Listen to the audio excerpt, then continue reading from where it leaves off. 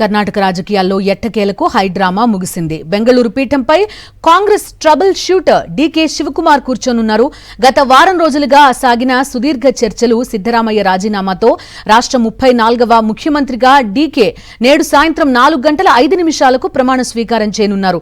ఆయనతో పాటు తొలి విడతగా మరో 13 మంది సీనియర్ నేతలు మంత్రులుగా బాధ్యతలు స్వీకరించనున్నారు. ప్రమాణ స్వీకారానికి లోక్భవన్లో ఏర్పాట్లు పూర్తయ్యాయి.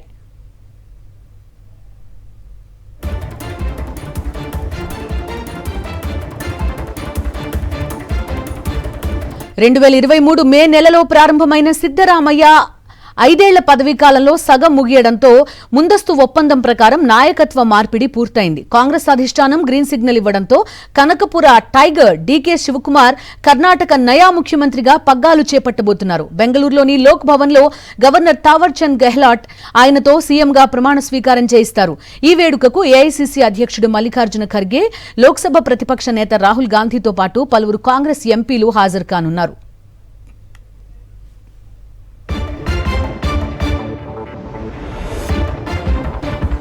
ముఖ్యమంత్రితో పాటు కేబినెట్ లో ప్రాంతీయ సామాజిక సమీకరణాలకు పెద్దపీట వేశారు. దళిత సామాజిక వర్గానికి చెందిన సీనియర్ నేత జి పరమేశ్వర డిప్యూటీ సీఎంగా బాధ్యతలు చేపడుతున్నారు. డీకే శివకుమార్ తో పాటు తొలి విడతలో 13 మంది మంత్రులు ప్రమాణ స్వీకారం చేస్తారు.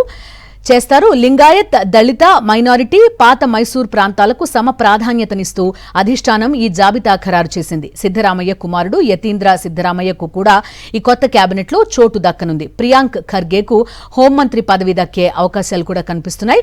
మంత్రివర్గ రేసులో ఎంబీ పాటిల్, సతీష్ జర్కిహొళి, రామలింగారెడ్డి, కేజే జార్జ్, యూటీ ఖాదర్, మునియప్ప, కృష్ణ బైరిగౌడ, ఈశ్వర్ ఖండ్రే, బైరతి సురేష్, ప్రకాష్ పాటిల్ ఉన్నారు.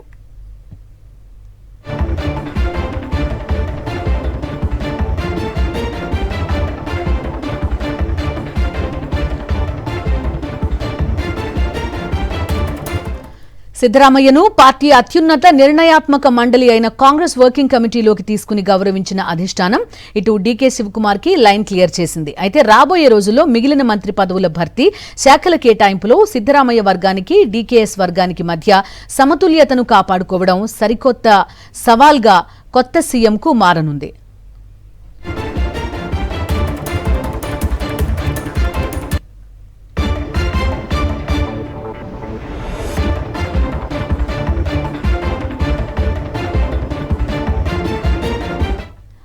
ఇటు ప్రమాణ స్వీకారానికి ముందు మాజీ ప్రధాని దేవెగౌడను కలిశారు డీకే శివకుమార్. ఆయన కాళ్లు మొక్కి ఆశీర్వాదం తీసుకున్నారు. దీంతో డీకేకు దేవెగౌడ ఆల్ ది బెస్ట్ చెప్పారు. ఆ తర్వాత మాజీ ముఖ్యమంత్రి సిద్దరామయ్యను కూడా కలిశారు. ప్రమాణ స్వీకారానికి రావాలని ఆహ్వానించారు. అటు మరో మాజీ సీఎం యడ్యూరప్పను కూడా కలిశారు DK.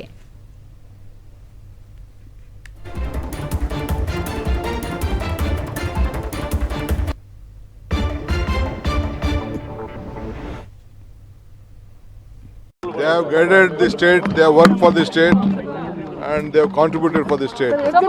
So all of us have to work together. Sir, along with you, are you nation around, sir? Why today is an official day? You could make it official. Sir, what has he told you, sir? Oath along with you, sir. Plus 13.